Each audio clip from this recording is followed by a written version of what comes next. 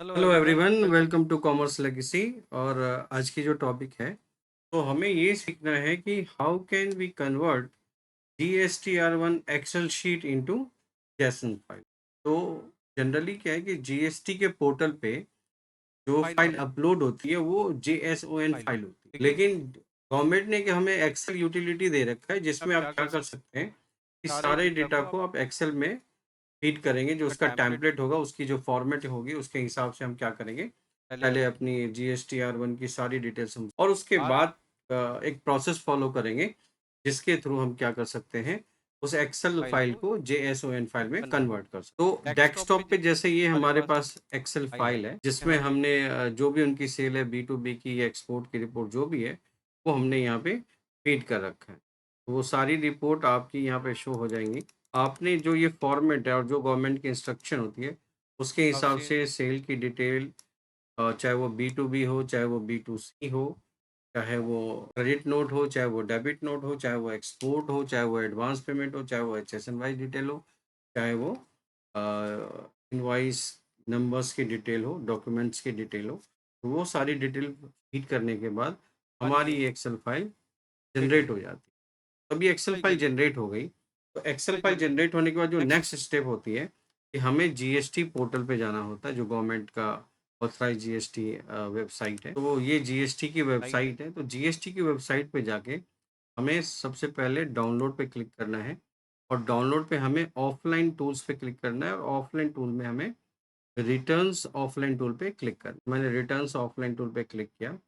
जैसे ही आप return offline tool पे क्लिक करोगे, तो यहाँ पे एक ऑप्शन आता है GSTR1 GSTR2 के लिए, रिटर्न ऑफलाइन टूल वर्जन 3.2.2। आपने इसे डाउनलोड पे क्लिक करना है और फिर प्रोसीड करना है। तो ये आपको प्रोसेस वाइज डाउनलोड जो हो रहा है, विद इन अ सेकेंड वो डाउनलोड हो जाता है। डाउनलोड होने के बाद आपके डाउनलोड फोल्डर में ये GSTR ऑफलाइन टूल शो होता है। आपने राइट क्लिक करना है और इसे एक्सट्रैक्ट करना है। या तो यहीं पे आप एक्सट्रैक्ट कर सकते हैं, या आपको जहां भी एक्सट्रैक्ट करना है उस एक्सट्रैक्ट फाइल पे क्लिक कर सकते हैं। और आप जिसे भी यहाँ पे, जैसे मैंने डेस्कटॉप लिया और डेस्कटॉप के अंदर मैंने न्यू फोल्डर सेलेक्ट किया और मैंने ओके किया, तो अभी ये क्या हो रहा है कि ये डेटा यहाँ से अनजिप होकर के मेरे न्यू फोल्डर के अंदर एक्सट्रैक्ट हो गया। तो आप देख रहे होंगे यहाँ पे GST ऑफलाइन टूल की फोल्डर आ गई। डबल क्लिक करना है तो ये फोल्डर ओपन हो जाएगा, और ये सारे फाइलें, और इसमें भी देखें एक्सेल यूटिलिटी के टेम्पलेट्स हैं जो मैंने अभी फॉर्मेट दिखाया था। तो जब हम एक्सेल की फाइल को अपडेट कर लेंगे, यानी कि फाइल बना लेंगे, जनरेट कर लेंगे, फिर हमें यहाँ GST ऑफलाइन टूल पे क्लिक करना है। जैसे ही आप GST ऑफलाइन टूल पे क्लिक करोगे, यहाँ मोर यहाँ पे रन एनीवे पे आपने क्या करना है, इसे डाउनलोड करना है। एक्सेप्टेंस के बाद ये प्रोसीजर हो जाएगा, नेक्स्ट पे क्लिक करते जाएंगे और ये डाउनलोड हो जाएगा।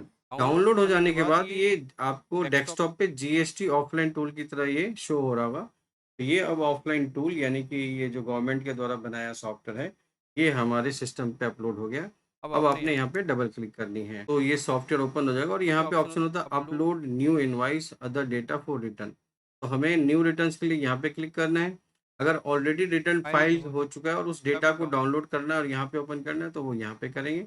और अगर कोई एरर फाइल जनरेट हुई है तो उसे हम यहाँ से ओपन, पहले हमें न्यू फाइल जनरेट करना है, एक्सेल को जेएसएन में कन्वर्ट करना है। तो हमने यहाँ पे न्यू पे क्लिक करना है, फिर GSTR1 सेलेक्ट करना है, पार्टी का GST नंबर फीड करना है, फिर हमें फाइनेंशियल ईयर सेलेक्ट करना है, और जिस पीरियड का हम करेंगे वो पीरियड सेलेक्ट कर लेना है, मई। और फिर क्या ये सेज है तो no. Then is tax payer is quarterly file, क्या क्वार्टरली रिटर्न है? नो, क्योंकि हम मंथली रिटर्न फाइल कर रहे हैं। फिर पूछ रहे is aggregate turnover greater than 5 crore, तो जिस कंपनी का टर्नओवर 5 करोड़ से ज़्यादा होगा यस करेंगे, अदरवाइज नो करेंगे। और यहाँ से हमें प्रोसीड करना है। प्रोसीड करने के बाद ये फाइनल कंफर्मेशन लेगा जिसे हमें यस करना है, और यस करने के बाद आपका ये पोर्टल ओपन हो जाएगा, यानी कि जो ऑफलाइन। फिर आपको यहाँ पे इंपोर्ट फाइल करना है, इंपोर्ट फाइल पे क्लिक करना है, फिर इंपोर्ट एक्सेल पे क्लिक करना है, और जो आपकी डेस्कटॉप पे जो एक्सेल यूटिलिटी होगी उसे आपने क्या करना है, डबल क्लिक करके ओपन करना और इसे सेव करना है। यस, ये प्रोसेस हो जाएगा, ओके हो जाएगा। ओके करने के बाद हमें व्यू समरी पे जाना है, और व्यू समरी पे हमें शो करेगा कि आपके B2B के सारे बिल या जो भी आपका था B2 सारे समरी में होगा। अगर आप क्लिक करके उसे चेक कर सकते हैं और वेरीफाई कर सकते हैं। ये सारे बिल शो हो जाएंगे। सेम अगर HSN समरी है तो आप HSN समरी चेक कर सकते हैं। तो सारी HSN समरी आपकी यहाँ पे शो हो जाएगी। बस आपको एक बार डेटा फाइनल रिकनसाइल कर लेना है। रिकनसाइल करने के बाद जो भी डेटा अगर सही नहीं है, आप उसे यहाँ से करेक्ट करके एडिट कर सकते हो, डिलीट कर सकते हो। डिलीट का ऑप्शन होता है। सेम B2B इनवॉइस में भी कर सकते हैं। B2B में जैसे मैंने क्लिक किया, अगर मेरा कोई भी इनवॉइस जो प्रॉपर नहीं है, अगर रेट में गलती है या GST नंबर गलत है, तो आप यहाँ से भी उसे अमेंड कर सकते हैं। जैसे ये इनवॉइस है, अब इस इनवॉइस नंबर का मुझे अगर इनवॉइस नंबर या डेटा या कुछ भी मुझे अमेंड करना होगा, तो मैं लास्ट में जाऊँगा। लास्ट में यहाँ पे ऑप्शन आता है एडिट का।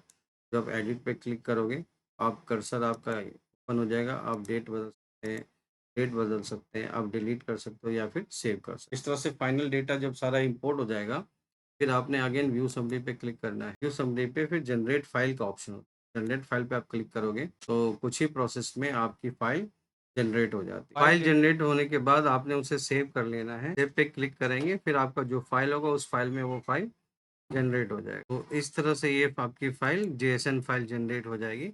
इस JSON फाइल को फिर हमें क्या करना है, GST के पोर्टल पे अपलोड करना। आई होप आपको एक्सेल से JSON फाइल कन्वर्ट करने का प्रोसेस समझ में आ गया होगा। Thank you so much.